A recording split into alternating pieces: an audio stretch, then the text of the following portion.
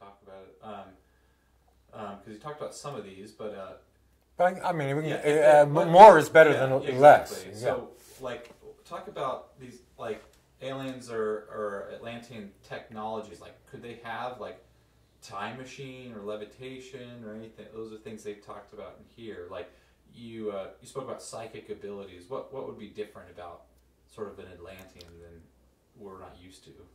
Are you still filming? Yeah. Okay.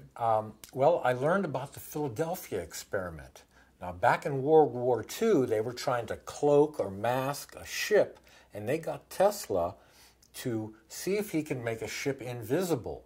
And by doing that, I mean, Einstein was involved with the Philadelphia experiment, Tesla, von Neumann, Townsend Brown, the most brilliant men were involved in this, and they actually did it. They put a warp around the ship, but it got out of control. They went through time, and if you, a fellow named Al Bielek, it's Beliek, if you go to YouTube and hear interviews of Al Bielek, he was there. His story is a very strange one himself, but he was on board the Eldridge. That was the ship that they used to do this time experiment. But things got out of hand. People appeared and disappeared. They merged with the ship. Tesla wasn't involved because he wanted safety precautions, and the government wasn't going to do that. So they just threw soldiers on the ship and they made it invisible. That's crazy, but it worked.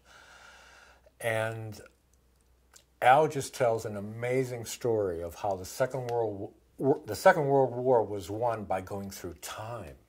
It's just, I mean, long before I was born, they did it, and it's just very complicated. But I would study the Philadelphia experiment. That was Tesla's baby, just like the world power was Tesla's baby. And it was up to him to dismantle it. It wasn't the government. Gotcha. And all this knowledge that we're talking about, is there sort of a group that keeps it hidden, or is there a society? Well, yeah, Masonic, the Illuminati, the Masons. I heard there's 16 miles under the Vatican, 16 miles of archives.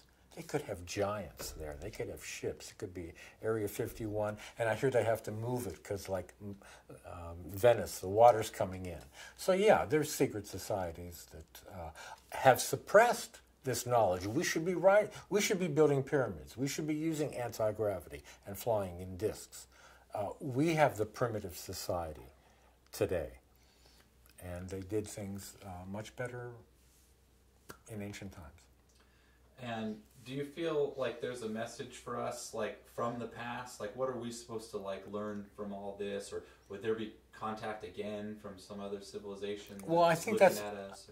I think that's happened many times. I think there's been constant contact. I mentioned Venus. There was also someone named Valiant Thor, and according to a book, Strangers at the Pentagon, this happened in 1960, where you had Venusians, Valiant Thor meeting.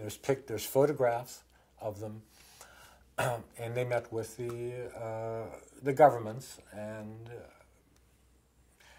Governments aren't good, and aliens aren't good. But I think there are some good aliens out there that have been helping us. See, my message is this grid and our heritage and what we came from. This is utopia. This is perfection.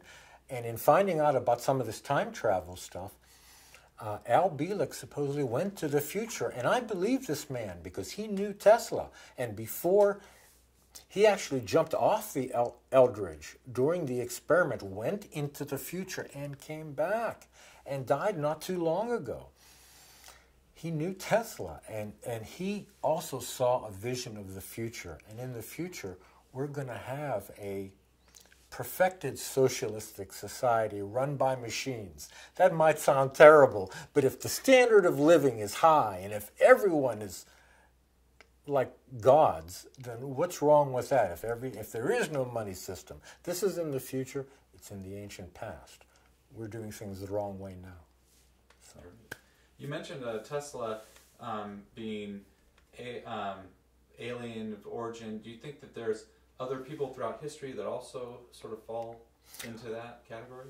It's funny you mentioned Leonardo da Vinci, because I believe in reincarnation, and I think they were the same spirit. You had da Vinci with all his machines around him in his lab. Same thing with Tesla. So there were people way ahead of their time. Mozart for music, way ahead of their time. And maybe we're all Mozarts. Maybe we're all Tesla. And we need to believe that. We have to be positive.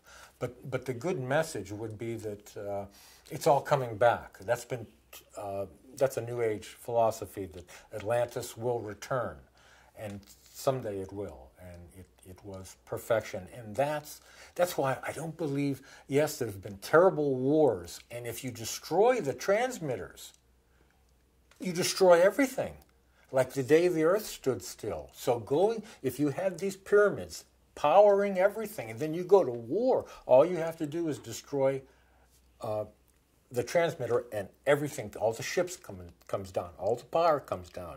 And I think that the grid was rebuilt many times in the past, and it wasn't built as good, because all the empires weren't as great as the previous empire. They all cycled. The Incas and the Egyptians were the survivors of Atlantis, but then you have Toltecs, Olmecs, Incas, Mayas, and the mound builders. And on the other side of the Atlantic, you have the Egyptians, you have the Sumerians, and you have the Babylonians, and then the Greeks. This is all cycling downward, backwards, going backwards in time to the Dark Ages.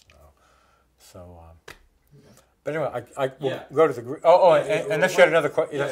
I'm sorry. So when you talk about Atlantis, two more questions. Go ahead. With Atlantis returning, do you feel that there's people in Atlantis now, or that we're just sort of going to go back to that kind of life? No, we're the Atlanteans. Okay.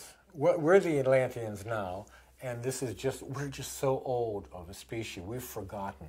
And yet we have these ruins that are so old, and I said so much has been destroyed. But everything goes in a cycle. So I think Paradise, Eden, will return. And it is an important point, because it means war is not in our nature. See, we're taught we're animals. So, if you believe that, then you may become violent. But what if we had an input that we were wonderful creatures from the very beginning? We would act that way. So it's very important to know this.